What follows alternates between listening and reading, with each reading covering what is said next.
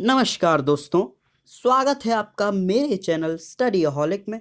आज हम एक नया चैप्टर स्टार्ट करने वाले हैं जिसका नाम है did women have a revolution.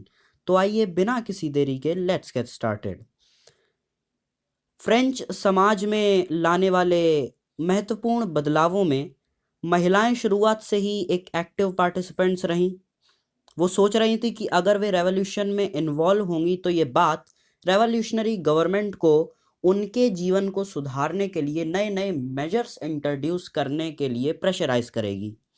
ज़्यादातर जो थर्ड एस्टेट की महिलाएं थी वो काम करती थी, अपनी आजीविका को चलाने के लिए काम पर ही निर्भर करती थी। वो लॉन्ड्री का काम किया करती थी, बाज़ारों में जाके फूल बेचा करती थी, फल बेचा करती थी, सब्जियां बेचा करती थी। और कई सारी महिलाएं ऐसी थीं जो समृद्ध लोगों के घर में एज अ डोमेस्टिक सर्वेंट्स काम किया करती थीं। ज़्यादातर जो वुमेन्स थी उनको कोई भी एजुकेशन या जॉब ट्रेनिंग की सुविधा नहीं थी। केवल नोबल्स की डॉटर्स ही पढ़ाई कर पाती थीं। काम करने वाली वुमेन्स को अपनी परिवार की भी देखभाल करनी होती थी, खाना भी पकाना होता था, लंबी लंबी लाइनों में लगकर ब्रेड भी खरीदनी होती थी। लेकिन ये सब काम करने के बावजूद भी उन्हें पुरुषों से कम वेतन दिया जाता था। अपनी आवाज़ को उठाने के लिए वुमेन्स ने अपने खुद के पॉलिटिकल क्लब्स और न्यूज़पेपर्स बनाना स्टार्ट कर दिया। फ्रांस के अलग अलग शहरों में लगभग 60 वुमेन्स के क्लब स्थापित हो गए और जो रेवोल्यूशनरी और रिपब्लिकन वुमेन की एक सोसाइटी थी वो सबसे ज़्यादा फेमस थी इन पॉलिटिकल क्लब्स में।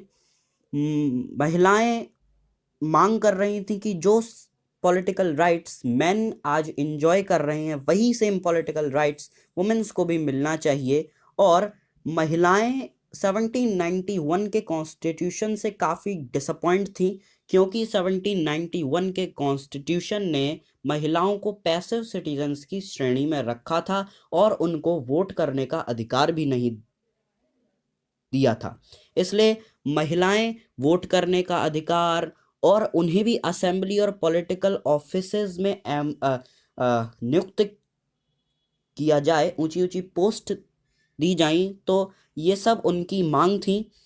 उसके बाद न्यू गवर्नमेंट में महिलाएं भी इंटरेस्ट लेने लगी। रेवोल्यूशनरी गवर्नमेंट ने वुमेन्स के जीवन को सुधारने के लिए कई सारे कानून लागू किए। स्कूल्स बनाए गए, स्कूलिंग को कंपलसरी कर दिया गया, डाइवोर्स को लीगल कर दिया गया।